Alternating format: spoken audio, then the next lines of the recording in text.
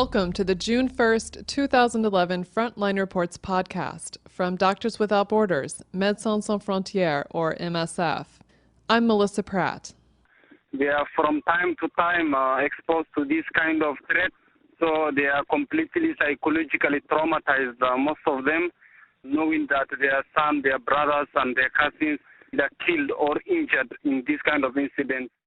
On May 27th, I spoke with Deko Aban-Badshir, MSF's Deputy Medical Coordinator in the contested Abyei region of Sudan. Thousands of people were displaced in the Abyei region after severe clashes that ignited on May 20th. The population of Abyei lives on the front lines of an ongoing battle for control between the north and the south over the stretch of land that separates the two. For the people of Abyei, uncertainty reigns and tensions are always high. International interest has been focused on southern Sudan's political situation following its January referendum for independence. Meanwhile, the Abyei region is in the midst of a worsening humanitarian and medical crisis.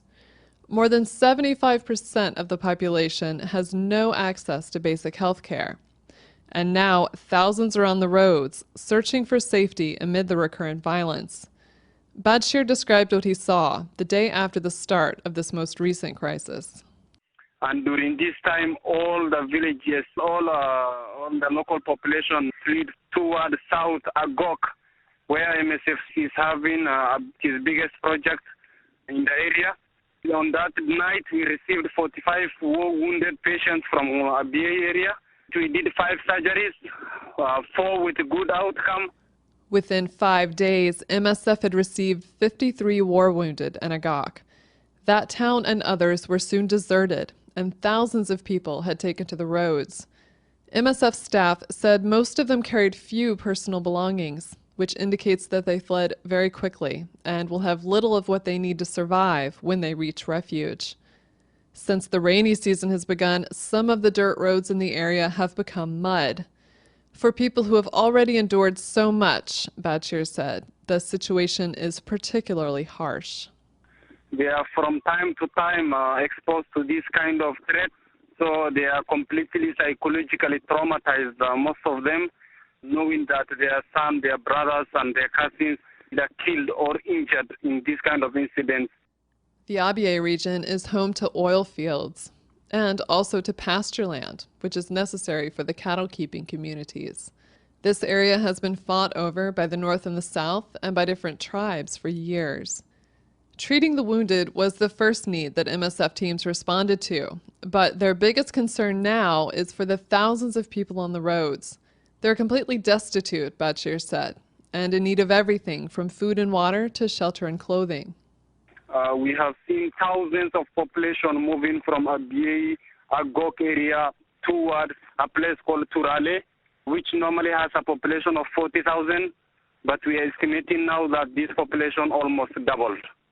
The slim resources in Turale have not doubled, and MSF is in and around the area distributing essential items like soap, bed nets, plastic sheeting, and blankets. They're also running mobile medical clinics to treat diarrhea and skin infections, illnesses that typically occur when people are displaced and living outside with limited access to clean water.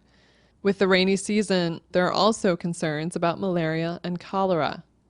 Since the people are scattered around in different places, mostly in the bush, MSF teams are finding it very challenging to reach them all.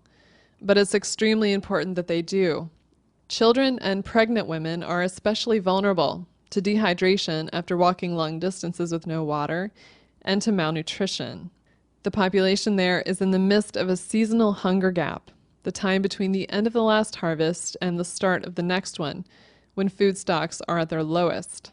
The rains came late this year, and the teams were already seeing a rise in malnourished patients, Badshir said. Already we were seeing 4 times of the number that we were seeing 2 months ago, and this we were expecting it to continue until July. But it could get much worse. Displaced people are now far from their fields. Insecurity means that shops are closed, and the last food distribution was 4 months ago. Children under 5 are the most at risk, and that's who MSF is targeting in its nutrition strategy. Teams are now waiting to receive 60,000 packages of nutrient-rich, ready-to-use therapeutic food, which they'll distribute to acutely malnourished children and lactating mothers. But the muddy roads are making transport of these urgently needed supplies difficult.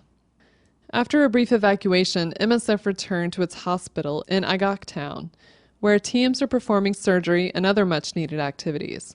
But as Bashir said, there is still a lot to be done. Immediately, we went back after a few hours of evacuation from Abyei.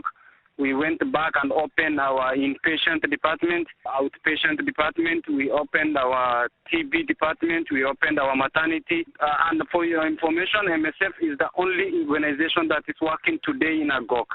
All other international organizations evacuated the place. Bashir himself went back to Abyei on May 24th. He was the only medical person in the area and was immediately presented with 3 war-wounded patients. And one of them was a man who got a scalp bullet, an entry point and exit point. And I had to do a whole resuscitation without a nurse assisting me or anesthetist. And after struggling for a few hours, I managed to save this guy, and I was really, really happy despite the challenge I faced. He was able to treat a little boy who had gone into hypoglycemic convulsions. And he treated a mother who had delivered a baby at home but had not passed the placenta. She could have developed a serious complication, he said, such as sepsis or bleeding without proper medical care. So it's one of the things that make me very much relieved this week was the decision that me and the head of mission took to go back to Abyei. And that was really a nice thing, despite the security and the tension in the area. As of May 27th, few people had tried to return to their villages, and the situation remained tense. 2 of 4 MSF teams in Tirole were making a thorough search of the area and beyond, looking for more displaced people needing assistance. Find out more. Go to msf.org to find the MSF website in your home country. If you have questions or comments, send an email to msfpodcast@msf.org. MSF, or Doctors Without Borders, is an independent medical humanitarian aid organization that delivers emergency assistance to people affected by wars, epidemics, and natural or man-made disasters in more than 60 countries around the world.